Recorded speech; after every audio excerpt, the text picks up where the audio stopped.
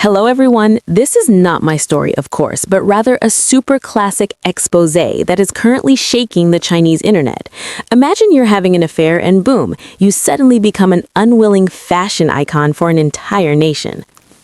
The story begins on a bustling street in Chengdu, China, a place known as the Holy Land of street photographers. Amid dozens of lenses lying in wait, a couple suddenly appeared and completely took over the frame. A young woman, glamorous in a pink silk spaghetti strap dress, walking side by side with an older man who looked dignified and composed. However, the drama lay not in their outfits, but in the starkly opposite attitudes the two displayed during those fateful 90 seconds. When the man realized he was surrounded by countless cameras, his expression immediately changed. He clearly showed fear, deliberately quickened his pace, and Zhu Dong let go of her hand in an attempt to distance himself from the woman beside him. In complete contrast to this furtive behavior, the woman, later known as Grace, wore a bright, confident smile. She did not shy away at all. Instead, she even stepped forward, grabbed his hand, and firmly interlaced her fingers with his in an extremely decisive manner. She even waved at the camera as if she were performing on a catwalk.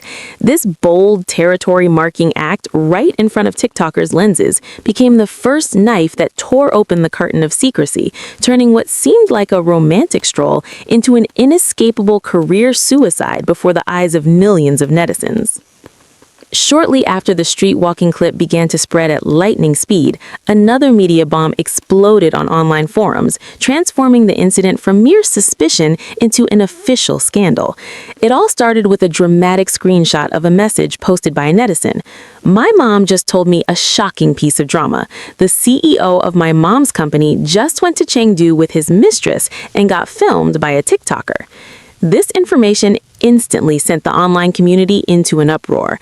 The man's identity was no longer a mystery. It was Mr. Hu, the powerful CEO of a massive oil and gas conglomerate, who even held important positions within the government. But what left everyone completely stunned was the complicated relationship inside the company itself. Mr. Hu, his wife, and the mistress in the pink dress, Grace, all worked at the same oil and gas group.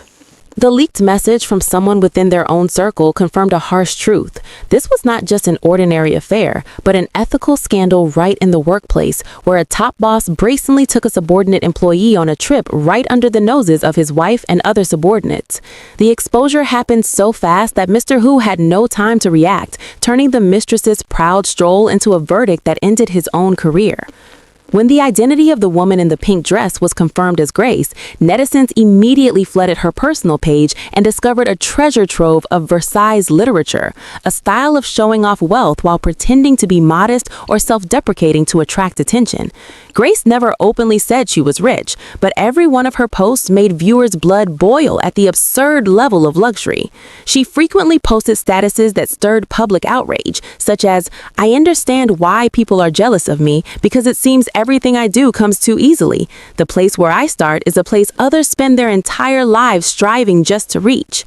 The bragging reached its peak when she posted photos of jewelry boxes filled with emeralds and diamonds, accompanied by a suffering complaint.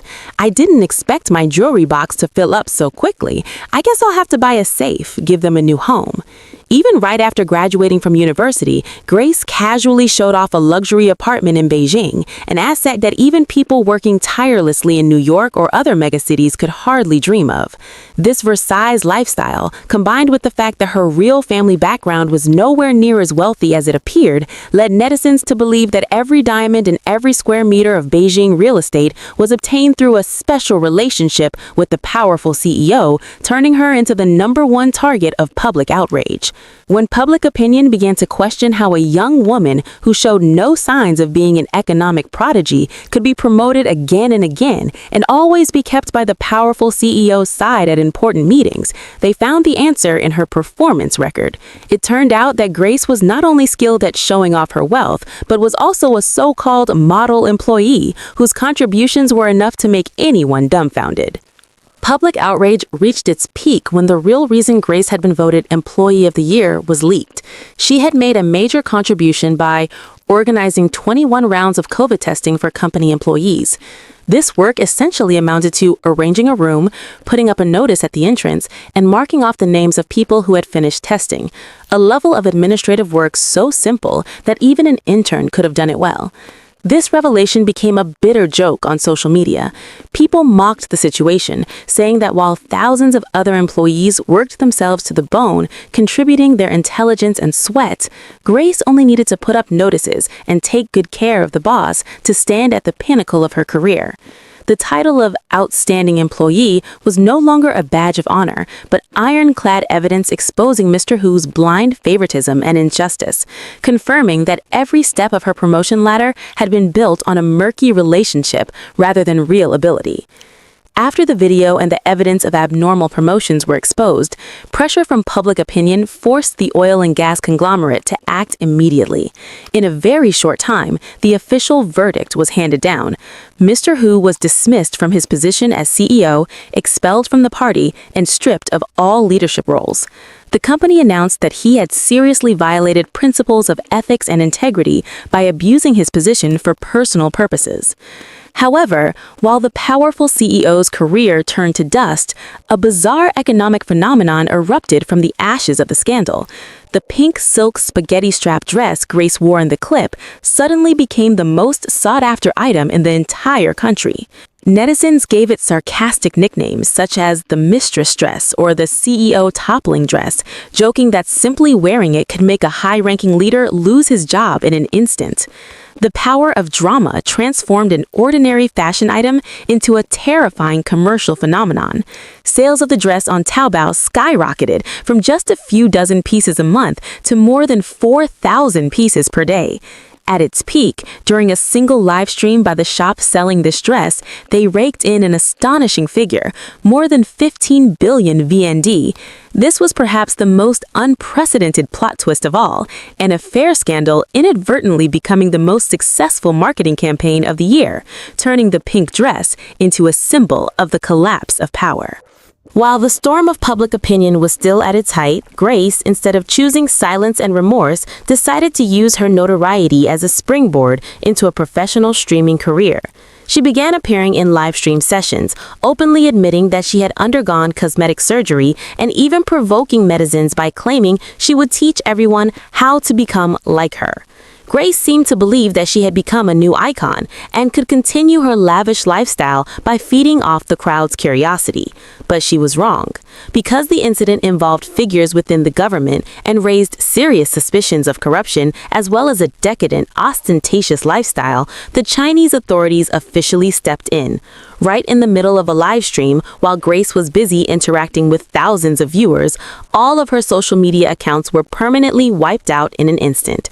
Every live streaming platform banned her, turning the oil tycoon's mistress into a name erased entirely from the internet. The ending of this drama was a chain collapse. The CEO lost his position, the mistress was completely blacklisted, and even the fashion street in Chengdu was ordered by authorities to ban free filming and photography to prevent similar scandals. The only winner in this entire saga, ironically, was the Taobao shop selling the pink dress. Grace proved a bitter truth. You can become famous because of a dress, but you cannot use notoriety to buy back your career and dignity once you have crossed the boundaries of ethics and the law. The scandal involving Mr. Hu and Grace was not merely a noisy affair drama, but in essence a direct collision with the red lines of social governance and political discipline under the strict policies of the Chinese party and government today. At a time when Beijing is intensifying its Tigers and Flies anti-corruption campaign, the fact that a state-owned enterprise executive holding an important position like Mr. Hu openly indulged in a degenerate lifestyle, using public funds to support a mistress and manipulating promotion policies for subordinates, became a thorn that had to be pulled out immediately to safeguard the credibility of the system. The Chinese government is not only punishing adultery, it is also enforcing the policy of common prosperity, which is extremely hostile toward the Versailles literature lifestyle, the flaunting of luxury assets and ostentatious, opaque displays of wealth represented by grace, because it breeds deep resentment among the working class and runs counter to the values of social fairness. The authorities' swift move to completely blacklist Grace from the online sphere and erase Mr. Hu's career was a blunt, unmistakable message about controlling official ethics and internet culture. The government will not tolerate any individual exploiting scandals for commercial gain or challenging traditional moral standards. Even the subsequent tightening of filming and photography rights in bustling urban areas demonstrated a hard-line approach to managing public spaces, aimed at curbing the fame at all costs trend, widely regarded as toxic and corrosive to the ideological values that the country has been painstakingly working to uphold. We need that money now, Sarah. Please, honey, we're desperate. I told you, I can't just hand over that kind of cash. October in Ohio. The air had begun to carry the dry, biting chill of the coming winter. Emma, 17, stepped off the school bus, her legs aching after a shift at the local bakery. In the pocket of her jacket were $60 in cash. For a typical American teenager, that might have meant a movie night or a new video game. For Emma, it was the electric bill, so her father wouldn't lose his temper tonight. As soon as she turned onto the walkway leading to the rental house at 142, Emma sensed something was wrong. The front door was unlocked. That simply didn't happen in this neighborhood. She stepped inside. The house felt so empty, it was as if you could hear dust falling. The worn sofa in the living room was gone. The old TV that was always tuned to sports had vanished too. Emma ran upstairs, her sneakers pounding against the hardwood floor in sharp echoes. Her parents' bedroom? Empty. Michael's room, her older brother's. Nothing left but a few scraps of trash on the floor. They had moved out. No argument beforehand, no warning signs. They were gone as if they had never lived there at all. Emma went back to the kitchen. On the spotless countertop, a yellow post-it note stood out like a scar. "You'll figure it out." No love you, no forwarding address, no emergency phone number. Just 6 words. Everything her family left behind after 17 years of her being the good kid, the one who handed over her paychecks to cover her father's gambling debts and did her brother's homework for him. Emma didn't collapse in tears. She stood there, staring at the note, and realized a brutal truth. In her parents' eyes, she wasn't a person, she was a debt, and one they had just decided to erase to lighten their load. She clenched the $60 in her pocket. It was all she owned in the world. 3 days later, reality knocked on the door in the form of the landlord. "Your dad canceled the lease and took the deposit back last week, Emma," he said, a cheap cigar dangling from his hand. "You've got 24 hours to get out before I call the cops to evict you." Emma didn't beg. She understood how the game worked in America. No money, no rights. She stuffed a few clothes into a backpack, grabbed her notebook, folded the cruel yellow note into her pocket, and walked out. After 2 restless nights sleeping at a gas station, Emma found her way to a storage facility on the outskirts of town. She used $50 to rent a 5-by-5-foot unit. No windows, no electricity, but it had a lock, and right now, that lock was the only thing that gave her a sense of safety. The first night in Unit 402, Emma curled up inside an old sleeping bag, surrounded by thick darkness. She heard the footsteps of other homeless people passing by outside. Every sound made her flinch, her hand gripping a small screwdriver for protection. She understood that if she didn't want to end up dead in some filthy alley, she had to become more practical, more ruthless than anyone else. The next morning, she went to the YMCA and paid $2 for a shower. Standing under the hot water, she looked at herself in the mirror. Dark circles under her eyes, but a spark burning inside them. She made herself a promise. They want me to figure it out? Fine. I'll figure it out so well they'll never dare look me in the eye again. Emma landed a night shift job at a diner that catered to long-haul truck drivers. Here, nobody cared who you were, only whether the coffee was hot and the pancakes came fast. It was there that she met Robert. Robert was the kind of American you don't see much anymore. Blunt, practical, and seasoned by life. He usually sat in the corner around 3 a.m., surrounded by thick stacks of financial newspapers. One night, as Emma was ringing up his bill, Robert slid the Wall Street Journal toward her. "Kid," he said, "how long do you plan on waiting tables just to pay rent on that storage unit?" Emma froze. "How did you know?"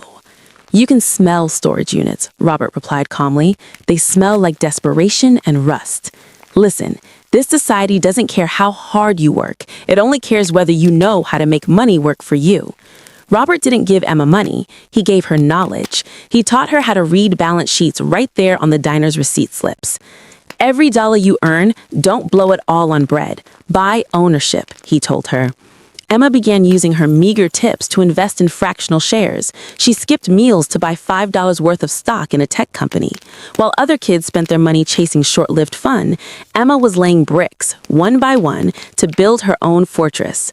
With encouragement and guidance from Robert, a regular older customer at the late-night diner, Emma came to understand that education was the only path out of sleeping in a rented storage unit. She enrolled in a public university, majoring in finance. To cover tuition and living expenses, she ran like a shuttle. Classes in the morning, unpaid accounting internships in the afternoon for experience, and back to the diner at night, serving until 3 a.m. Her sleep rarely lasted more than a few hours, stolen on buses or in quiet corners of the university library.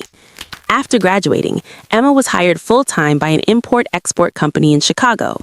With her sharp mindset and strong sense of responsibility, 8 years of steady contribution earned her a promotion to head of finance. At 29, Emma had built a stable life, a modest condo she was paying off, and a simple family car. She wasn't a celebrated millionaire, but she was proud of one thing above all. She was standing firmly on her own 2 feet without help from the people who had once turned their backs on her. That calm was shattered when her family accidentally saw her photo in a company newsletter honoring outstanding employees. Michael, Emma's older brother, showed up at the company lobby and waited for her. There were no loud scenes. Michael appeared worn down and claimed their parents were in serious financial trouble and needed her help. Emma agreed to meet the family at a small diner to listen, but instead of sincere concern, after 12 years of silence, she was handed a stack of unpaid bills and asked to co-sign a bank loan for their debts. Her parents cried, saying they had left years ago because of circumstances beyond their control, and now that she was successful, they expected her to fulfill her duty as a daughter. Still holding a trace of compassion for the people who had given her life, Emma decided not to abandon them entirely. Instead, she put in place a strict, controlled support plan. She used part of her savings to rent her parents a small, safe, fully furnished apartment in a quiet neighborhood, far from where she lived. She personally paid the rent and utility bills each month from her own account. For daily expenses, instead of handing over cash, she bought grocery gift cards and provided a modest weekly allowance, just enough to live on. She hoped that this stability would help them change their ways and appreciate what she believed was their final chance. Despite her demanding role as head of finance, Emma made time on weekends to visit the apartment she rented for her parents. She brought nutritious food, medicine, and quietly hoped that after all the turmoil, her family might finally find peace. One Friday afternoon, Emma got off work earlier than expected. She didn't call ahead, wanting to surprise them. As she reached the apartment, she noticed the door wasn't fully locked, just slightly ajar. She was about to push it open when she froze, hearing loud laughter and animated conversation inside. Energetic, clear voices, nothing like her father's usual frail, sickly tone. Emma stood motionless in the hallway, her heart tightening as she heard every word spoken by her father, mother, and brother Michael. Her father's voice was triumphant. "See, I told you. All it takes is pretending to be sick, on the verge of death, and that soft-hearted girl caves immediately. She's a head of finance now. Money's nothing to her. This apartment is just the first step. I'll force her to buy us a bigger house, one I can put up as collateral to get cash to recover from my last gambling loss." Her mother chimed in, exhausted but pleased. "You're right. I've been acting non-stop, coughing, pretending to be in pain all day. And Michael, don't forget to keep texting her, reminding her how miserable your wife and kids are. Make her feel guilty. That's how you squeeze money out of her." Michael burst out laughing. "Don't worry. I know her. She thinks she's smart, but she's still just a naive little sister we can spin around however we want.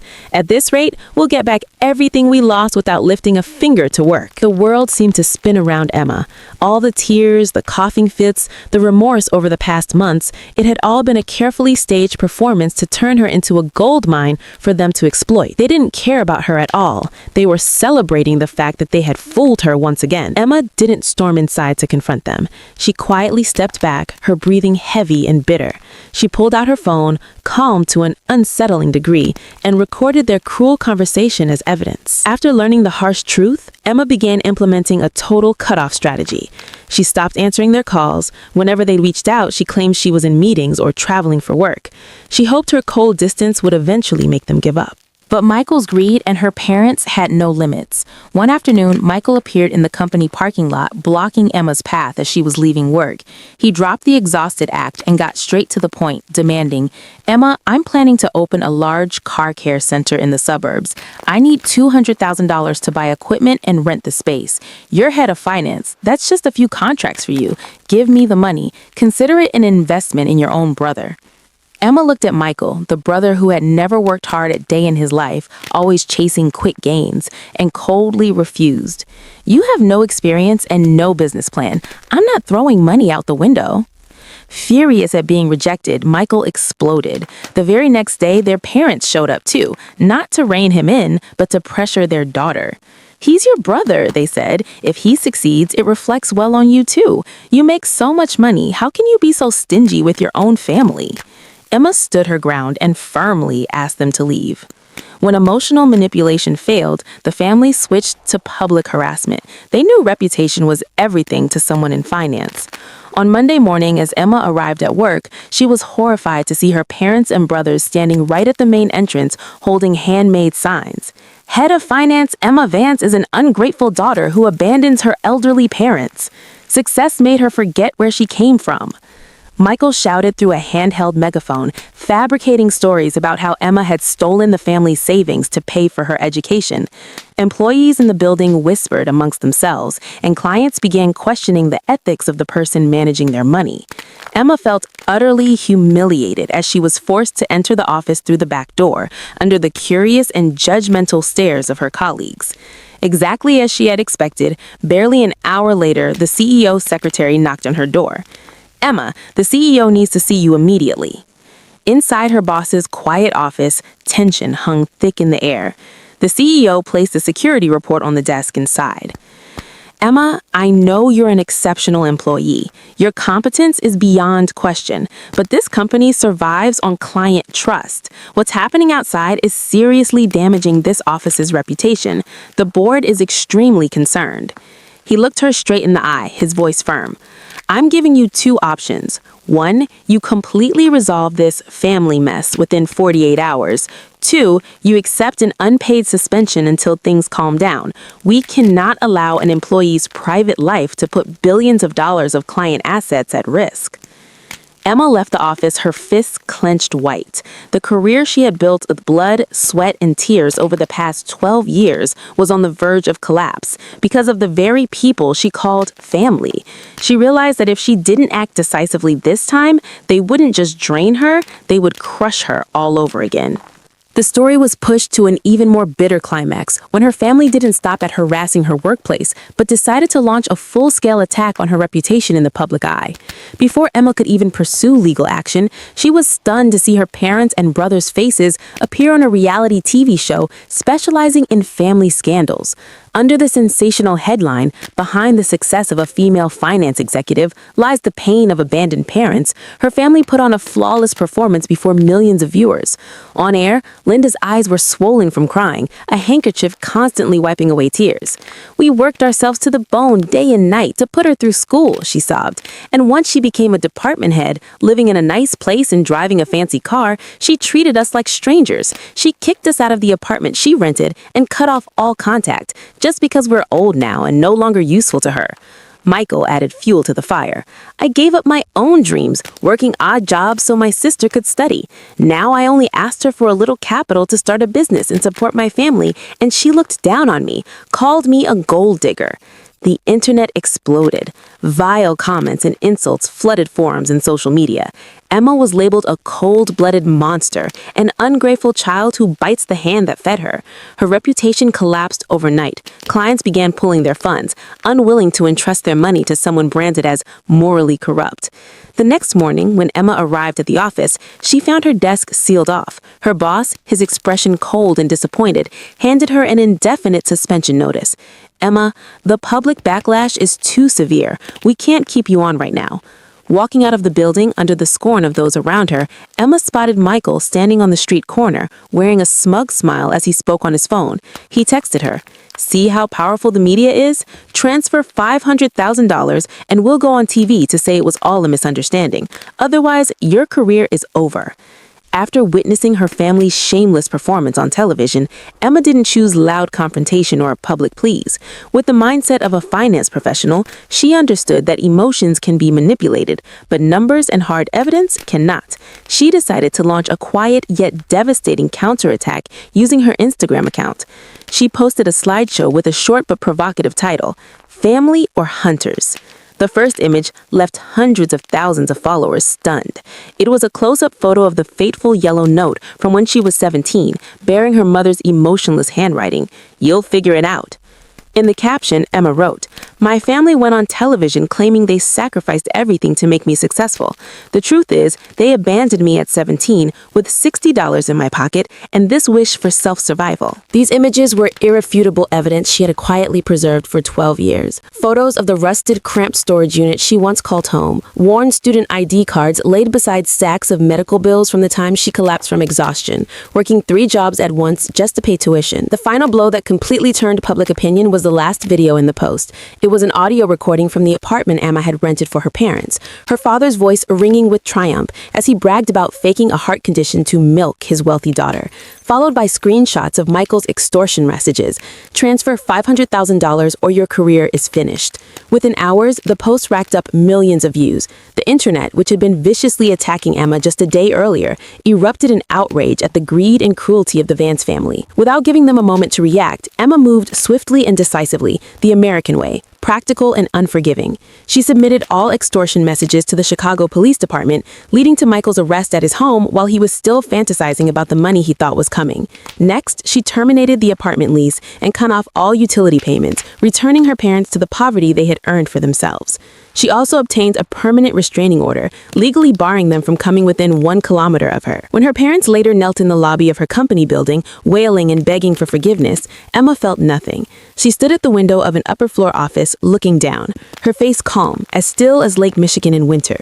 She took out the yellow note from years ago, fed it into the paper shredder, and watched it turn into thin strips of waste. The past was over. The debt of blood ties had been paid in full. And from that moment on, Emma officially began a new life, one she owned completely, free and unbowed. 1 year after those devastating events, Emma refused to let the pain of her past break her. Instead, she turned it into strength to help others. She officially founded a nonprofit called the $60 Foundation. The name commemorated the last $60 she had in her pocket when her family abandoned her, and symbolized starting over from absolute zero. Rather than simply handing out cash, Emma built the foundation the way a financial professional would, practical and sustainable.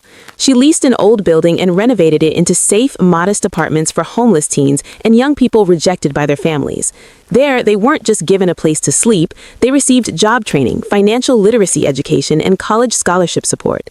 Emma visited the facility often, not as an elite finance executive, but as an older sister who would walk the same road. She told them, "Don't let anyone's note define who you are. The world may abandon you, but you are never allowed to abandon yourself." As for Emma's family, their lives collapsed completely after the scandal came to light. Michael was sentenced to prison for extortion. Her parents were forced to move into a distant suburban slum, surviving on minimal government assistance. With no gold mine left to exploit, they turned on each other, trading blame amid poverty and isolation. Occasionally, they tried contacting Emma through anonymous Instagram accounts, but message filters and court orders blocked every attempt. Emma no longer cared to know where they were or what had become of them.